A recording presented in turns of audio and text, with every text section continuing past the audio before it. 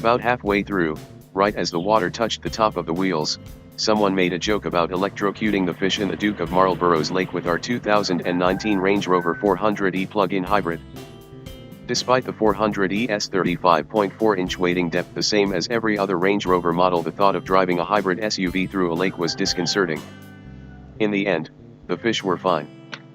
We can't say the same for some of the Duke's pheasants. This plug-in hybrid is the latest variant of the full-size Range Rover.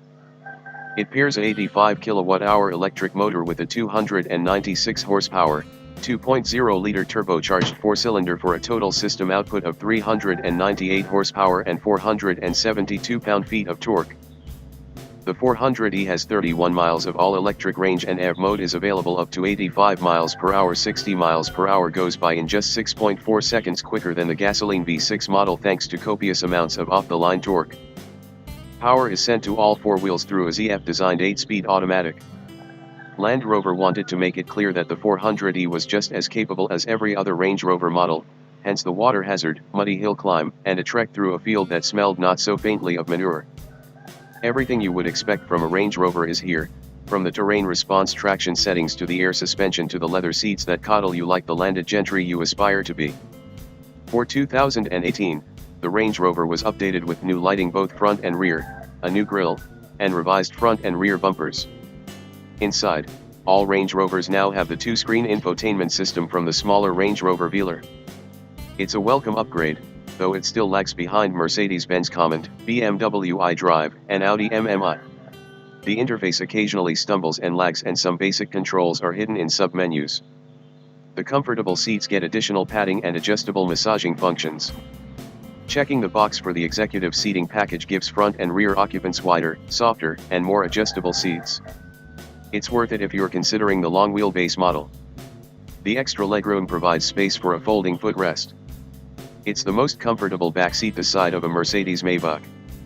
In almost every aspect, the 400e is indistinguishable from its non-electrified counterparts. Visually, the only things that give away the PHEV from its siblings are the 400e badge on the back and the panel in the grille that hides the charging port. Inside, you'll find a power meter has replaced the tachometer and an EV mode button has been placed on the console near the terrain select knob. That's it. No green or blue badges, no aero wheels with questionable. It drives like one, too, most of the time. Because the electric motor is housed inside the transmission, the 400e is capable of all-electric four-wheel drive running.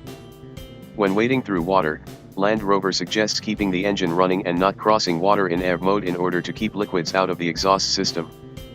The low-end torque is a boon off-road. There's always power when you need it, so charging up hills or plowing through mud simply requires dipping into the throttle and holding the wheels in the ruts. Straight off the line, the 400e feels just as strong as a Range Rover with the supercharged 5.0-liter V8. It dies off mid-revs, but around town it feels right at home. Passing on unfamiliar roads can be harrowing, but the 400e's torque makes it a breeze. Like every other Range Rover, the sound isolation is fantastic. This is made abundantly clear when driving in EV mode. The 400e feels like a rolling whisper room, with just a small hum from the electric motor and the occasional vague whoosh from a passing car. Driving through small English villages within pure electric mode give you a relaxed and cozy feeling. This calm is occasionally broken up when the gasoline four-cylinder kicks on. The engine is quiet most of the time, but under full throttle it sounds rough and feels distinctly out of place. At least it doesn't hold revs like cars with CVTs. There are downsides to driving like a Range Rover, too. Despite all of the aluminum, this is still a 2.5-ton SUV.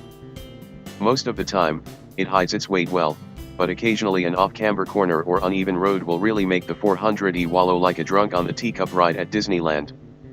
It's not as composed as some lighter or sportier SUVs, so you have to dampen your speed a bit. The ride is on the firm side, too. Engineers had to stiffen things to account for the extra weight from the battery out back, 200 pounds more than a V8 and 500 pounds more than a V6.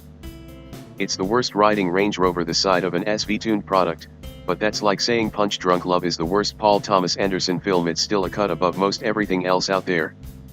The 400e is better than a body-on-frame SUV like the Cadillac Escalade or Infiniti QX80.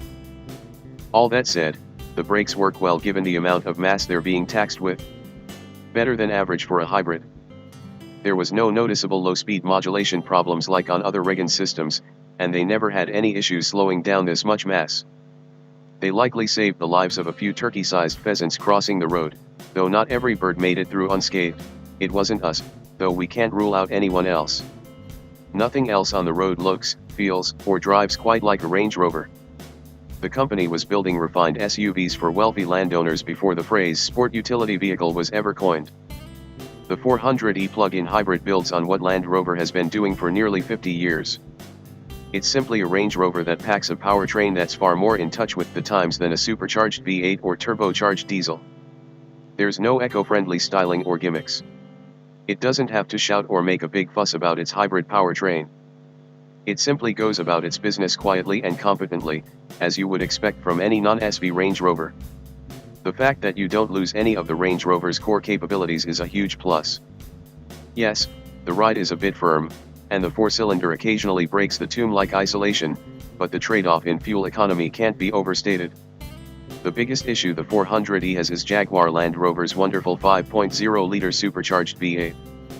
Luxury vehicle owners don't want to make excuses or justify their decisions. It's the reason you should buy a V12 Mercedes-Maybach over the V8 version. You never need to explain a V12 badge. It speaks for itself. Around the city, it feels just as powerful as the V8 model, so you don't feel like you're losing anything there. Running silent is hugely comforting and something you can't do with the V8. There's also the green cred that comes along with driving a plug-in hybrid. Unlike the diesel or V6 Range Rovers, the 400e makes more of a case for itself than simply resting on its improved fuel economy laurels. Convincing owners that they don't need a V8 will be the 400e's biggest task.